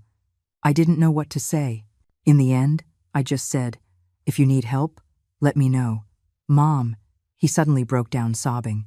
"I'm so sorry. I'm sorry for what I did to you, to Dad's memory." Listening to my son's broken sobs, my heart clenched. Blood is thicker than water, and that tie can never be completely severed. "Kevin," I said softly, "everyone makes mistakes. The important thing is to learn from them." That night, I had a strange dream. I dreamt my husband was on the balcony, watering the geraniums. The sunlight caught his white hair, making it shine. "Robert," I asked in my dream, "am I doing the right thing?" He turned around, his smile as warm as I remembered. "Eleanor," he said, "you're doing great." I woke up to a bright morning, the pillow wet with tears. Outside, the geraniums had bloomed, their white petals swaying gently in the morning light. On the day the Lakeview Realty trial began, I appeared in court as a witness. The entrance was swarmed with reporters and onlookers. When Jessica was led to the defendant's table, I almost didn't recognize her. Her once perfect makeup was gone, replaced by a haggard face and messy hair. She saw me, a flicker of resentment in her eyes, before she lowered her head.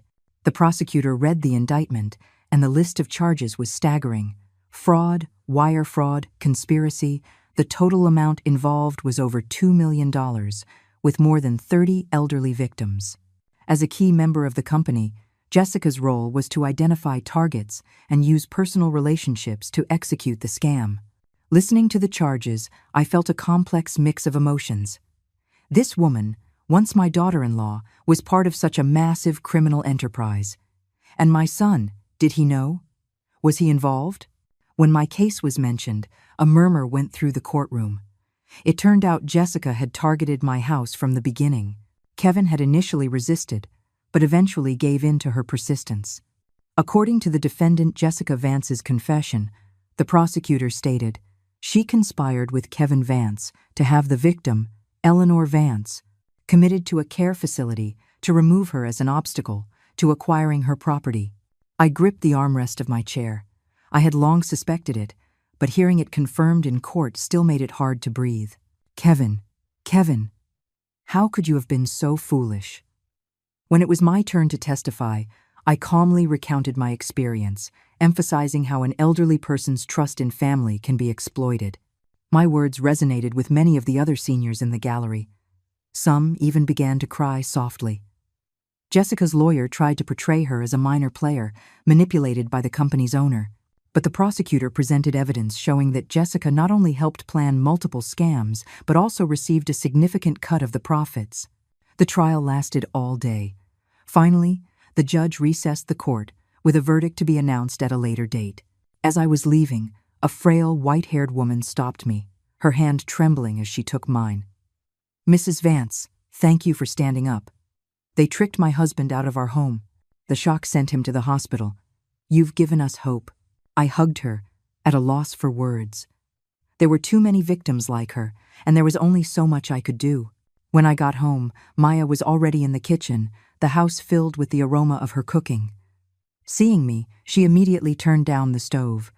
"Mrs. Vance, how did it go?" I briefly told her what happened. "Jessica got what she deserved," she said indignantly. Then she hesitated. Will this affect Kevin?"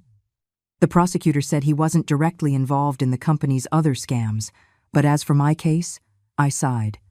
"We'll have to see." After dinner, Maya mysteriously handed me an envelope. "Mrs. Vance, I want you to see this." Inside was an old photograph of Maya with a young woman. "This is my mother," Maya said softly. "She passed away when I was 5. My dad said her biggest regret was not being able to take care of my grandmother." I looked closely at the woman in the photo and saw the strong resemblance to Maya. "Mrs. Vance." Maya's eyes were red. "You know why I've been trying to help you? It's because you remind me of my grandmother. My dad said that when she passed, she was still clutching a picture of my mom." My own tears started to fall. So that was the story behind this sweet girl's kindness.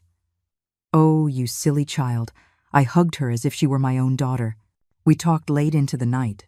Maya told me stories of the mother she barely remembered, and I shared memories of raising Kevin.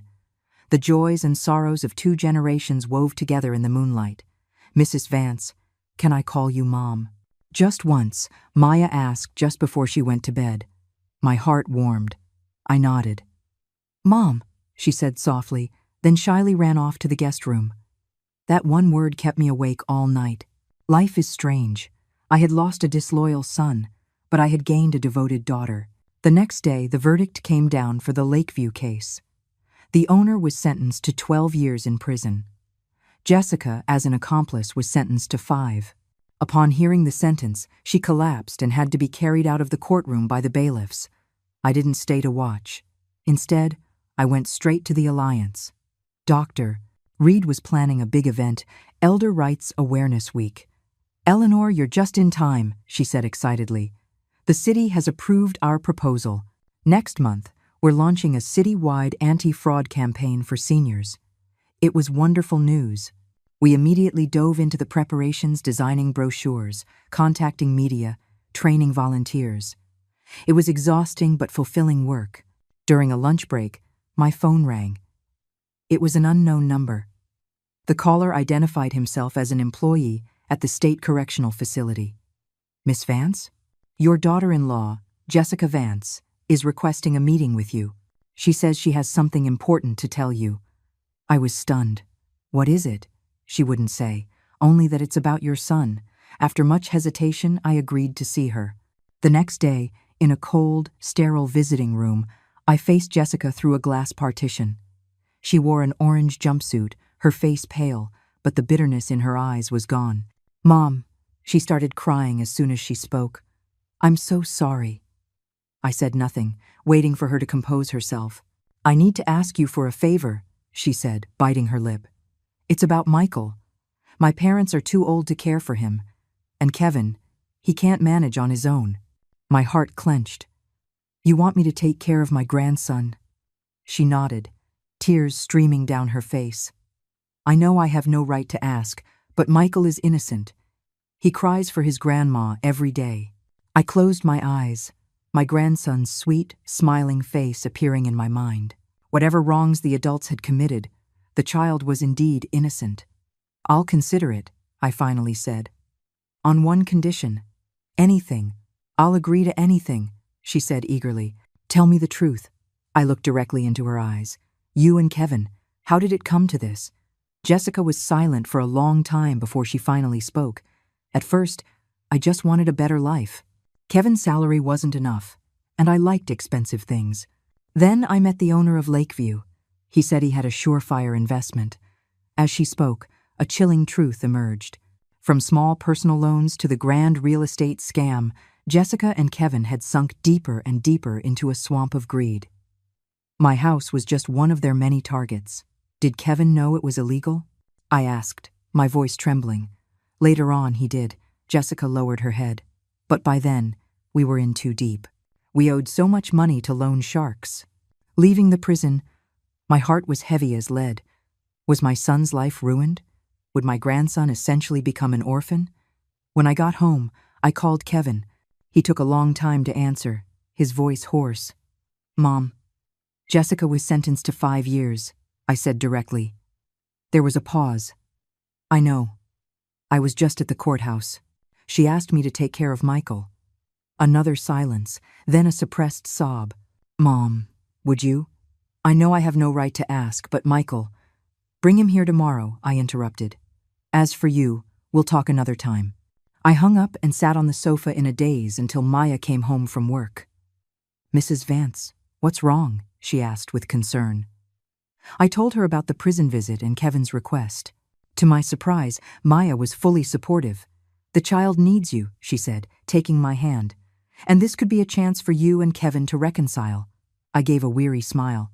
"Silly girl, some things aren't so easily forgiven. But someone has to take the first step," she said softly. "Just like you said in court, you forgive the personal harm they did to you. This girl was using my own words against me." I ruffled her hair. "You?" The next day, Kevin brought Michael over.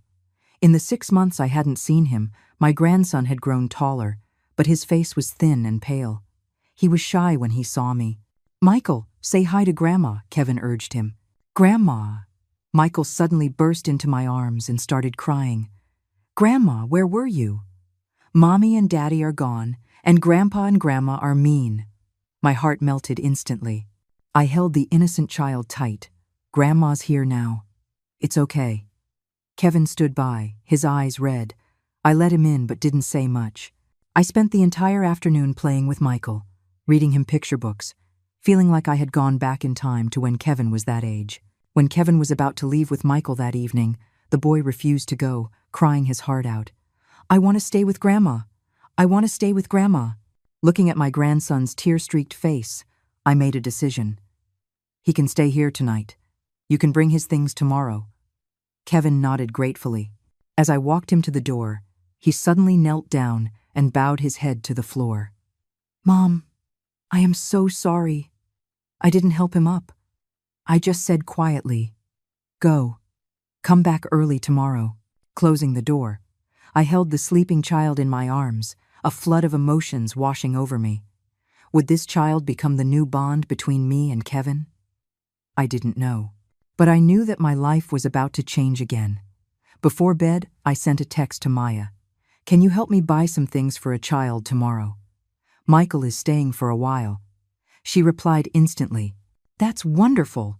I'll go first thing in the morning. Mom. Looking at that word, Mom, I smiled and put down my phone. Life always finds a way to give you new hope when you least expect it. 3 days after Michael moved in, Maya basically moved in too, becoming a full-time nanny. She insisted on staying in the guest room, saying it would be easier to help care for both Michael and me. You're getting older. Taking care of a child is exhausting, she said, while feeding Michael his dinner. Besides, I was great at taking care of my little brother and sister. I smiled, watching her bustle about. With Michael here, the house was suddenly full of life and laughter again. Kevin came by every day after work to see his son, sometimes bringing fruit or toys. He was reserved and polite, a stark contrast to his old self. We tacitly avoided the past, focusing instead on the child's growth and education. A month later, the Silver Sentinel Alliance's Elder Rights Awareness Week officially kicked off. At the opening ceremony, I gave a speech as the vice president, sharing my story and what I had learned. The audience was filled with seniors, their families, and many reporters. The elderly are not a burden on society, I said into the microphone. We are a treasure. We have the right to a dignified old age and the right to protect our property. After the speech, many people crowded around me.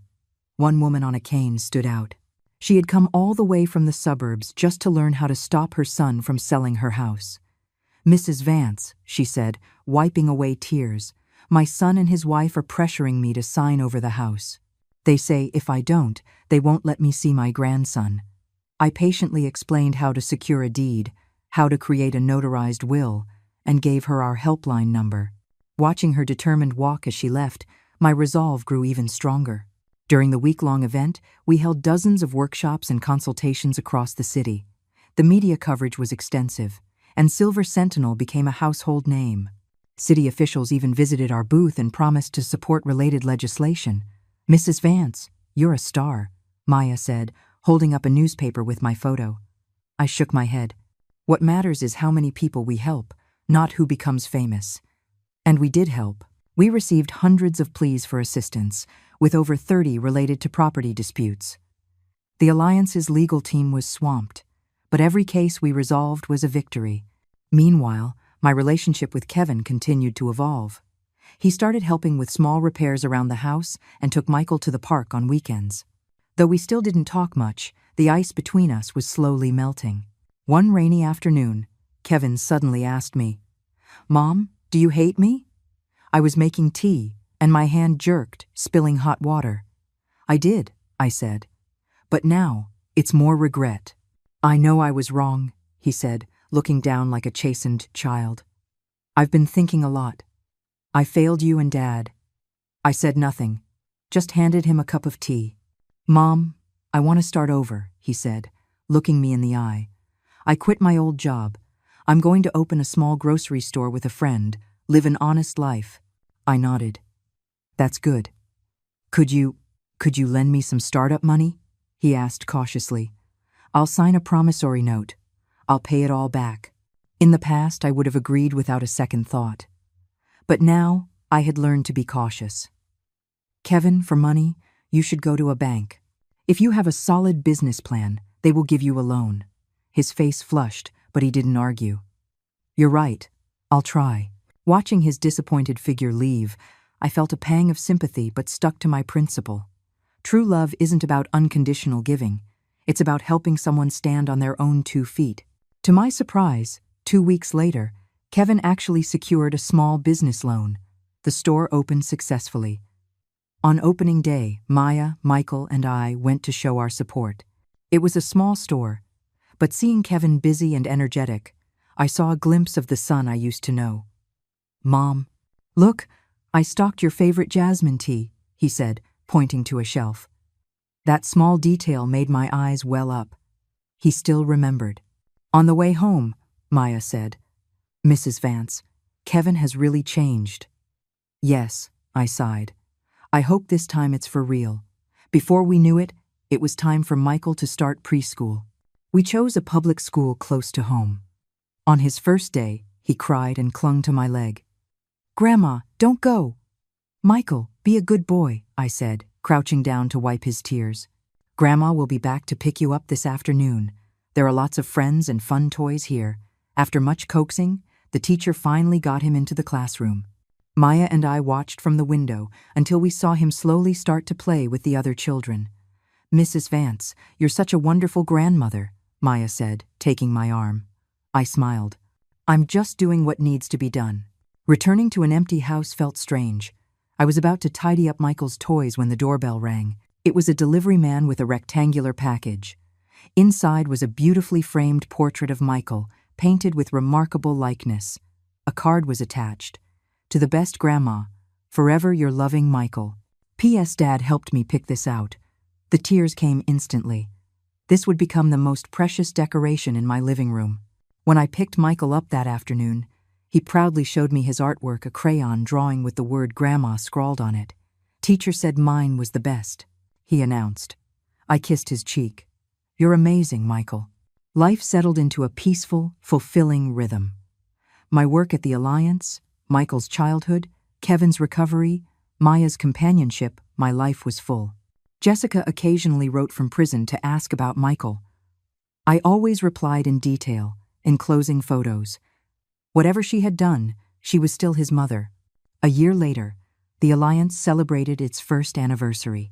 We rented a small hall and invited all our members and the people we had helped. Dr. Reed announced great news. Our Home Guard project had won a state-level award for excellence in public service. This award belongs to all of us, Dr. Reed said emotionally, especially to our Vice President, Eleanor Vance. Her courage is an inspiration to us all. Amid thunderous applause, I stood on the stage, looking at the sea of silver-haired faces, my heart full. Over the past year, we had helped hundreds of seniors, stopped dozens of scams, and even contributed to the passage of 2 local ordinances. After the ceremony, I took Michael and Maya to Kevin's store. He had closed early to cook a celebratory dinner for us.